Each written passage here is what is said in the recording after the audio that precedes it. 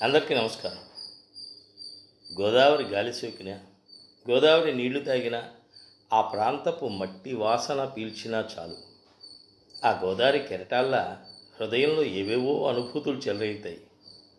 ఆ అనుభూతులను ఒడిసిపెట్టి వాటిని అందమైన భావాలుగా కవిత్వీకరించు, కథలుగా మార్చు ఎందరో కవులు, రచయితలు తమ తమ సాహితీ కేదారాలను సస్యశ్యామలం చేశారు. నేటికీ గోదావరి నది కేంద్రంగా తెలుగులో అనంతమైన సాహితీ రసఝరి నాలుగు దిక్కులా ప్రవహిస్తూనే ఉంది. ఒకరా ఇద్దరా? ఎందరి పేర్లను చెప్పగలం, ఎన్నని రచనలు ఉదహరించగలం. వందల సంవత్సరాలుగా వేలాది మంది భావుకులకు గోదావరి ఆలంబనగా నిలుస్తూనే ఉంది. మధురమైన రచనలను సృష్టించడానికి స్ఫూర్తినిస్తూనే ఉంది. అలాగే ఎందరో చలనచిత్ర దర్శకులు గోదావరి అందాలని, అక్కడి మనుషుల జీవితాలని చక్కటి దృశ్యకావ్యాలుగా మలిచి ప్రజలని పరవశింపజేశారు. ముఖ్యంగా ఆదుర్తి, కె విశ్వనాథ్, వంశీ, బాపు రమణ వంటి వారలు గోదావరి నేపథ్యంగా గొప్ప గొప్ప చిత్రాలు నిర్మించారు. సరే, ఇక మనం విషయంలోకి వచ్చేద్దాం. ఇదంతా కూడా ఎందుకు చెప్తున్నాను అంటే, ఎసరు అత్యసరు అనేటువంటి ఒక కథ మీకు నా గళం నుంచి వినిపించాలనేటువంటి ప్రయత్నంలో భాగం. దీన్ని రచించింది బివిఎస్ రామారావు గారు. మరి బివిఎస్ రామారావు గారి గురించి కూడా కొంచెం తెలుసుకుంటే బాగుంటుందిగా.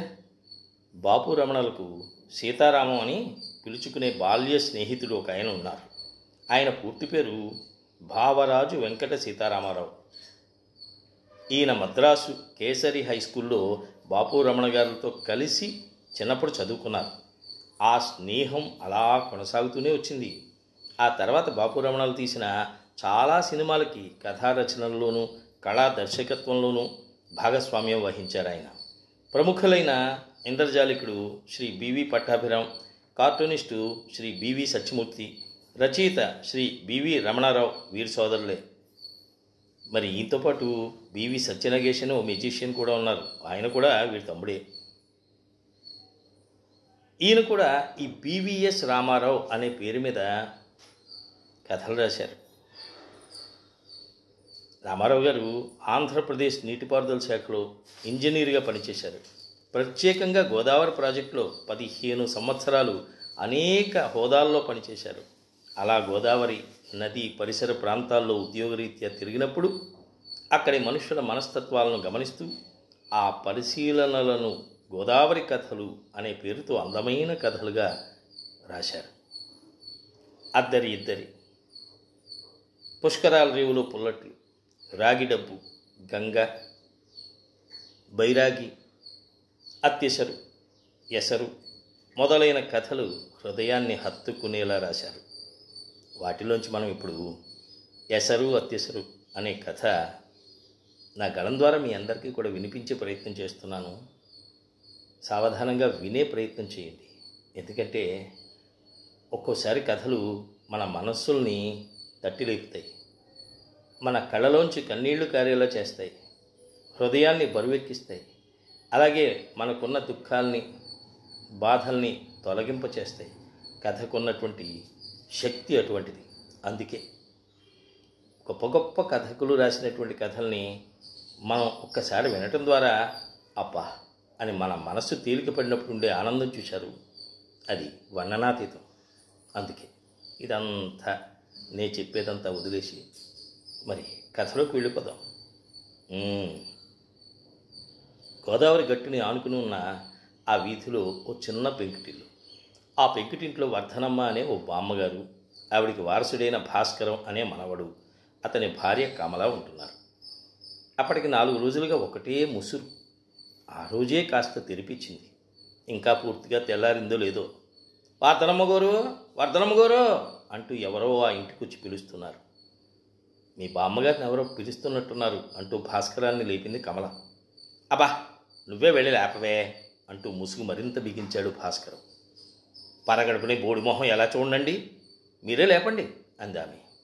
పెంచి పెద్ద చేసి ఓ ఇంటివాడిని చేసిన బామ్మని నిన్నగాక మొన్న వచ్చిన పెళ్ళాం బోడిమొహం అన్నందుకు భాస్కరానికి మనస్సు చివుక్కుమంది. వర్ధనమ్మ గారు అంటూ మళ్ళీ బయట నుంచి పిలుపు. ఎవరు వారు అంటూ ఈసారి వర్ధనమే పలికింది. తన స్థూలకాయాన్ని అదుపులోకి తెచ్చుకుని కిటికీ దగ్గరికి జరిగి చెడతని తప్పించి ఓ రెక్కని మెల్లిగా తెరిచింది. మా అమ్మగారు అంటూ కిటికీలోకి వంగి చూశాడు సత్తిగాడు. ఓహరి నువ్వట్రా సత్తిగా అంది వర్ధనమ్మ. అదేంటి మా అమ్మగారు ఇంకా తొంగున్నారు లేకండే గోదావరి పొంగేసినది మంచి పోటుగా ఉంది అన్నాడు సత్తిగాడు. అలాగట్రా అడ్డుడే ఏది చూడని అంటూ కిటికీ రెండో రెక్కను తెరిచింది. గోదావరి నొరగలతో పరవళ్ళు తొక్కుతోంది. గాలి హోరికి చెవులు గింగిర్లెత్తుతున్నాయి. వర్ధనమ్మకి కళ్ళు మెరిశాయి. దూరంగా సూర్యుడు ఉదయ కిరణాలతో వెలుగుతున్నాడు. ఒరేయ్ పుల్లలు ఏమైనా కొట్టుకొచ్చాయిరా అడిగింది వర్ధనమ్మ. అందుకే కదమ్మా నేను వచ్చింది. జాలరిపేట జనమంతా తెప్పలుచ్చుకొని గోదావరిలోకి దూకేశారు. సుక్కప్పు అడగకుండా 6 నేరేడు దొంగల్ని 3 మధ్య దూలాల్ని అంకాలం రేవు గడికి సేరేశారు. బొడ్డోడని కుర్రోళ్ళు సైతం కర్రకి డొంకిడి కట్టి లాగేస్తున్నారంటే నమ్మడే అన్నాడు సత్తి. గోదావరికి వరదలు వస్తే చాలు వర్ధనమ్మకి కాళ్ళు నిలబడవు. వరదలో కొట్టుకొచ్చే కలపని ఈది పట్టుకోవడానికి ఆ కూలీల్ని పురమాయించి ఏడాదికి సరిపడే వంట చెరుకు చేరేసుకుంటుంది. పొద్దున్నే ఓ కుంచెడు బియ్యం వార్చి పాత చింతకాయ పచ్చడు మాగాయ పచ్చడు కూలీలకు పెట్టడం, వాళ్ళు ఈదుకుంటూ వెళ్ళి పట్టిన తుంగల్ని గట్టుకు చేరేయటం, వాటిని నరికించి పెరట్లో సర్దించటం. ఇది వరద రోజుల్లో ఆవిడ వ్యాపకం. కిరాయి ఎంతిస్తే అంతా తీసుకుని సరిపెట్టుకునేవారు అప్పటి కూలీలు. సత్తిగాడైతే నాకు అసలు కిరాయి ఏం వద్దు అమ్మగోరు, సందేళ మరోసారి ఏడిగా పట్టెడు అన్నం పెడితే చాలు అనేవాడు. మా అమ్మగారు అన్నం ఏడిగా వండండి, మాగాయ పచ్చడి బాగా వేయండి, తినేసి గోదావరి అంతా ఈదేస్తాను.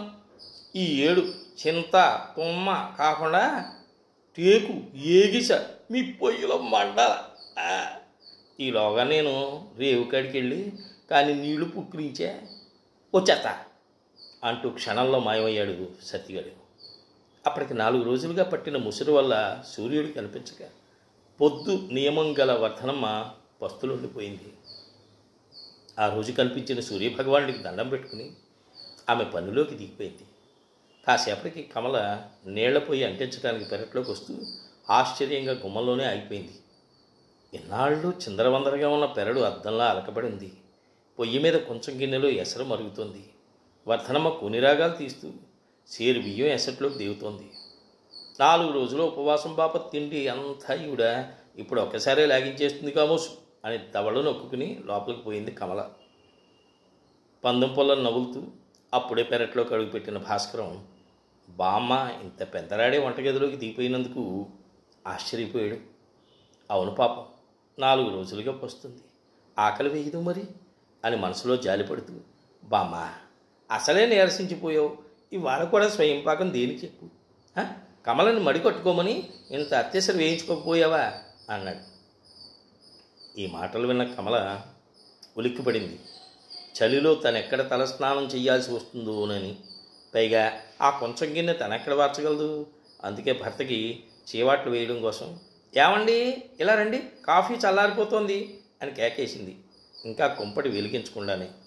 భాస్కరం మరో మాట మాట్లాడకుండా లోపలికి పోయాడు. 2 బారల అరిటాకు కోసుకొచ్చుకుని మా అమ్మగారు అంటూ పెరట్లో సిద్ధమయ్యాడు సత్తిగాడు. కొద్ది క్షణాల్లోనే వర్ధనమ్మ మాగాయ పచ్చడితో పాటు సెగలు కక్కుతున్న వేడివేడి అన్నం గిన్నెలోకి సగానికి పైగా విస్తట్లో గుమ్మరించింది. ఆ ఆవిరి సెగకు ముఖం దగ్గరగా ఉంచి అన్నం గుబగుబమని ఓసారి పీల్చి ఆవురావురమంటూ నోట్లో మొత్తం కూరుకుని, మా అమ్మగారు మీ చేతి ముద్ద కోసం గోదావరి తల్లి ఎప్పుడు పొంగుద్దా అని కాసు కూర్చున్నాను అన్నాడు తృప్తిగా. ఒరే నెమ్మదిగా తిను, ఇంకా కావలసినంత ఉంది అంటూ నీళ్ల చెంబు సత్తిగాడి పక్క నుంచి వాడికి ఎదురుగా చతికిలబడింది వర్ధనమ్మ. సత్తిగాడు తలెత్తకుండా విస్తట్లో అన్నం లాగించేస్తున్నాడు. ఆ కరుడు అలా పక్కకి లాగు, ఇంకాస్త అన్నం వడ్డిస్తా అంటూ గిన్నెను పూర్తిగా ఉంచేసి పచ్చడి మళ్ళీ వడ్డించింది వర్ధనమ్మ. సత్తిగాడు ఆకు మధ్యకి అన్నాన్ని తాపీగా దేవుకుని మఠం మార్చి తింటున్నాడు. ఒరే భక్తాయాసంగా ఉంటే భోజనం చేశాక అరుగు మీద కాసేపు కూర్చుని అప్పుడు ఈతకి వెళ్ళు. పొల్లలు ఇవాళ కాకపోతే రేపు ఏరుకోవచ్చు అంది వర్ధనమ్మ. తినటానికి నాకు ఆయాసం ఏంటి తల్లే, ఇంకో ఈత తినేయగలం. అవును, ఆ సత్తు గిన్నెలో ఏముందమ్మా అన్నాడు సత్తిగాడు. వార్చిన గంజిరా అంది ఆమె. అది కూడా ఇలా ఇచ్చేయండి అమ్మా, కాసింత ఉప్పు వేసుకుని తాగేస్తాను, కడుపులో చల్లగా ఉంటుంది అన్నాడు సత్తిగాడు. మా నాయనే ఉండు ఉప్పు తెస్తాను అంటూ భారంగా లేచి వంటింటికేసి వెళ్ళింది. సరిగ్గా అప్పుడే ఏం వండాలా అని కూరగాయల పుట్ట ముందేసి కూర్చున్న కమలకి 2 అరటికాయలు దూరగా ముగ్గి కనిపించాయి. ఇవి ముసలావిడి కంటపడితే ఏ దారిన పోయే దానయ్యకు ఇచ్చేస్తుంది అనుకుంటూ ఆ 2 బొంత అరటిపళ్ళు చటుక్కున ఉప్పు జాడీలో పడేసి వచ్చి కూర్చుంది. వర్ధనమ్మ మెల్లగా వచ్చి జాడీలో చేయి పెట్టింది. చేతికి మెత్తగా తగిలితే ఏమిటో అని తీసి చూసింది. అవి బొంత అరటిపళ్ళు. ఆ సత్తిగాడికి ఇప్పుడు ఒకటి పెట్టి మరొకటి సాయంత్రం పెట్టచ్చు, అయినా ఇవి ఈ ఉప్పు జాడీలో పడేసుకుంటారా తెలివి అనుకుంటూ ఒక పండు బియ్యం డబ్బాలో పడేసి మరొకటి పట్టుకుని కొంచెం ఉప్పు తీసుకుని పెరట్లోకి నడిచింది. సత్తిగాడు, నాకు బొంత అరటిపండు అంటే చాలా ఇష్టం మా అమ్మగారు అన్నాడు అరటిపండు చూడగానే. ఒరై సత్తిగా, ఆయనకి కూడా ఇదంటే ఎంతో ఇష్టం రా అంది వర్ధనమ్మ. ఆ పెద్ద ఆయనకా అన్నాడు సత్తిగాడు. ఛ నీ మొహం, ఆయన పెద్ద ఆయన ఏం కాదు, చాలా చిన్న వయసు అంది వర్ధనమ్మ. నా అలా 25 ఏళ్ళు ఉంటాయండే అన్నాడు సత్తిగాడు. నీకన్నా 4 ఏళ్ళు తక్కువేరా, మంచి పుష్టిగా ఉండేవాడు సుమి అంది ఆమె. ఆరు మిమ్మల్ని బాగా చూసుకునేవారు అమ్మగారు అని పరామర్శించాడు. నన్ను ఒక్క క్షణం కూడా వదిలేవారు కాదురా, ఎప్పుడూ నా కూడానే తిరిగేవారు అంది కళ్ళు తుడుచుకుంటూ. ఇదిగో ఉప్పేసాను తాగు అంటూ గంజి గిన్నె ముందుకు నెట్టింది. మా అమ్మగారు ఎన్నాళ్లకో ఇలా కడుపు నిండా తిన్నా, ఈ అర చూడండి, కోసారంతా గాలించి గాలించి గాలించి మీ జన్మలో ఇక పుల్లల్ని కొనక్కర్లేకుండా చేస్తాను అంటూ గంజి గడగడా తాగేశాడు సత్తిగాడు. కాసేపు అయ్యాక ఉప్పు జాడి కోసం వెళ్ళింది ముసల్ది. అరటిపళ్ళు కాజేసింది ఏమిటి చెప్పమా అనుకుని జాడీలో చేయి పెట్టింది కమల. అనుకున్నంతా అయ్యింది. దీన్ని సిగత్తరగా, దీన్ని సిగెప్పుడు తరిగేశారు అని మనసులో తిట్టుకుంటూ బియ్యం కోసం బియ్యపు డబ్బాకేసి తిరిగి దాని మూత లేకపోవడం చూసి, అసలే ఇల్లంతా ఎలకలమయం, ఈ ముసలిది మూతలన్నీ తీసేస్తుంది అంటూ డబ్బాలో చేయి పెట్టి ఏదో మెత్తగా తగిలితే అది ఎలకేమోనని భయపడి కెవ్వమని కేకేసి ఎగిరి గంతేసింది. ఆ కేక విన్న భాస్కరం వీధి అరుగు నుంచి వంటింటి వసారాలోకి పరిగెత్తుకొచ్చాడు. వర్ధనమ్మ కూడా కంగారుగా ఏమిట్రా అంటూ వచ్చింది. అసలు విషయం ఏమిటో తెలుసుకోకుండా భాస్కరం కూడా కమలతో పాటు చిందులు చూసి ఏమిట్రా ఏమైందంటే పలక్కుండా చీంబోతులా ఆ గంతులు ఏమిటి అంది. బామ్మ చీంబోతు అన్నందుకు కాదు కానీ ఆ మాట పెళ్ళం విన్నందుకు కోపం వచ్చింది భాస్కరానికి. ఆ కోపం ఏదో వంకతో చూపించాలి కదా. ఏమిటి బామ్మ, అడ్డగాడిదలందరినీ పిలిచి సంతర్పణ చేస్తున్నావు, తున్నపోతులా ఉన్నాడు ఆ సత్తిగడు, వాడికి ఎందుకు వడ్డించావు, ఎందుకు వడ్డించావు అని కేకలేశాడు. వాడేం అప్పనంగా తింటం లేదు కదట్రా, కూలీ డబ్బులకి బదులు ఇన్ని మెతుకులు పడేస్తే ప్రాణాలకు తెగించి గోదాట్లో ఇది మనకి ఏడాది పొడుగునా సరిపడే వంట చెరుకులు అక్కొచ్చి పడేస్తున్నాడు అవి అంది వర్ధనమ్మ. అయినా రూపాయి పడేస్తే బండెడు పొలాలు వస్తాయి, వాటి కోసం ఈ ఎడ్డి జాగిరి ఎందుకు అన్నాడు భాస్కరం చిరాక. రూపాయి పేడు కూడా రాదురా నాయనా, నువ్వు కొనడం మొదలెడితే నీ 200 జీతం పొలాలకే సరిపోదు అంది వర్ధనమ్మ. ఇలా అన్నం అమ్మి పొలాలు కొనడం మా ఇంట వంట లేదు అని తెప్పి పొడిచింది కమల. ఆ మాటలు విని భాస్కరానికి అహం దెబ్బతిని, చెబితే వినవు, నీకు తోచదు, కావలసిన పొలాలు డబ్బిచ్చి కొనొచ్చులే మా అబ్బా అన్నాడు విసుగ్గా. నే పోయాక నాన్న, నే పోయాక అలాగే చేద్దుగాలేరా ఆయన అంటూ వీధిలోకి నడిచింది వర్ధనమ్మ. వర్ధనమ్మకి మనసు కష్టపడినప్పుడల్లా రేవుకేసి వెళ్ళి గోదావరిని చూస్తూ కూర్చుంటుంది. అలా 6 పుష్కరాలుగా భరించలేని కష్టాలను ఎదుర్కొనే శక్తి ఆమెకు ఆ గోదావరి ఇచ్చింది. పొద్దుటి నుంచి వంట చెరుకు వ్యాపకంతో హైరానా పడ్డ ఆమె అలసి తులసి కోటకి చేరపడింది. ఎసట్లో తనకు గిద్దెడి బియ్యం పడేసుకోవడానికి కూడా ఓపిక లేకపోయింది ఆవిడికి. ఇంతలో మా అమ్మగారు అంటూ పెరటి తలుపు తట్టింది పిడకలమ్ముకునే పైడమ్మ. దిక్కెవ్వరూ లేని సత్తిగాడు ఈ పైడమ్మతోటే ఉంటున్నాడు. తర్వాత రావే, మడిగట్టుకున్నాను అంది వర్ధనమ్మ. తెల్లారనగా పోయాడు సత్తిగాడు. 4 రోజుల నుంచి లంకణాలు. నిన్న రాత్రే కాస్త జ్వరం తగ్గి మడిసి అయ్యాడు. మా అమ్మగారి దగ్గరకు వెళ్ళి కాసింత ఊరగే పట్టరవే, నూరంతా సేదుగా ఉంది అని రాత్రంతా ఒకటి గొడవమ్మా. ఎక్కడికి కానీ వచ్చాడా అని చూసిపోవడానికి వచ్చానమ్మా.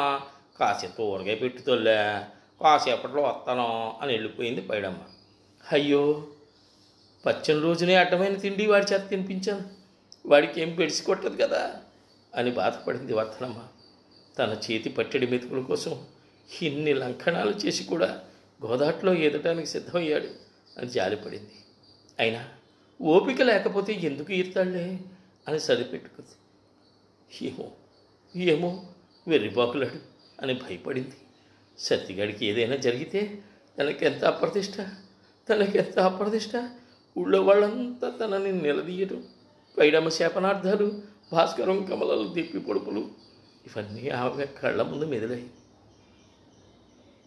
వాడు కనబడితే ఆపుదాం, లేకపోతే నిష్కారణంగా ఓ నిండు ప్రాణం తీసిందని అవుతాను అనుకుంటూ కంగారుగా ఉన్న ఓపికని కూడగట్టుకుని పెరటి తలుపు తీసి గోదావరి ఒడ్డుకేసి నడిచింది. 4 రోజులుగా కురిసిన వర్షాలకి అడుసులా ఉన్న గట్టు మీద అడుగు తీసి అడుగు వేయటమే కష్టంగా ఉన్న గోదావరంతా కలయ చూస్తూ బరువుగా నడుస్తోంది వర్ధనమ్మ. గోదావరిలో కొన్ని 100 మంది పుల్లల కోసం ఈస్తున్నారు. ఎవరిని చూసినా సత్తిగాడిలాగే కనపడుతున్నాడు వర్ధనమ్మకి. సత్తిగా ఒరే సత్తిగా అని గొంతు చించుకుని అరుస్తూ వాడి కోసం వెతుకులాడుతోంది. అలా గంటలు గడిచాయి.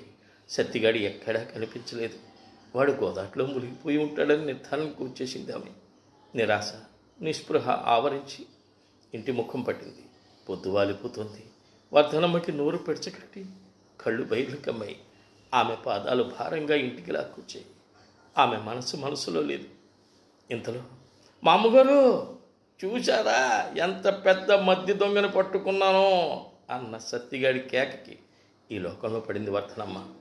నవ్వుతూ తన వైపుకు వస్తున్న సత్తిగాడిని చూడగానే వర్ధనమ్మకి సంతోషం, దుఃఖం ఒకేసారి ఉప్పెనలా పొంగాయి. దిగులంతా దుదిపింజలా ఎగిరిపోయింది. మనసు తేలిక పడింది. వణుకుతున్న చేతులతో సత్తిగాడి తల నిమిరింది. ఇంతలో ఏమైందే బామ్మ అంటూ అరుగు దిగాడు భాస్కరం. మా అమ్మగారు మీరు బాగా ఏడన్నం పెట్టాలా, నేను ఈలోగా ఈ చిన్న పేళ్ళన్నీ నరికెత్తాను అన్నాడు సత్తిగాడు. అలాగే అన్నట్టు తల ఊపి కన్నీళ్ళు ఒత్తుకుంటూ పెరట్లోకి నడిచింది వర్ధనమ్మ. అయ్యగారు ఈ దొంగిస్తే షావుకు 200 ఇస్తానని బేరం పెట్టి నన్ను అటకాయించిపోయాడు. బామ్మగారి చేతి వండం ముందు అదో లెక్క అన్నాడు సత్తిగాడు భాస్కరంతో. ఈ మాటలు విన్న భాస్కరానికి మతిపోయినట్టయింది. సత్తిగాడు చిన్న పేళ్లను నరికి కుప్పగా పోగేసి చెమటొత్తుకుంటూ పెరటి గుమ్మం కేసి నడిచాడు.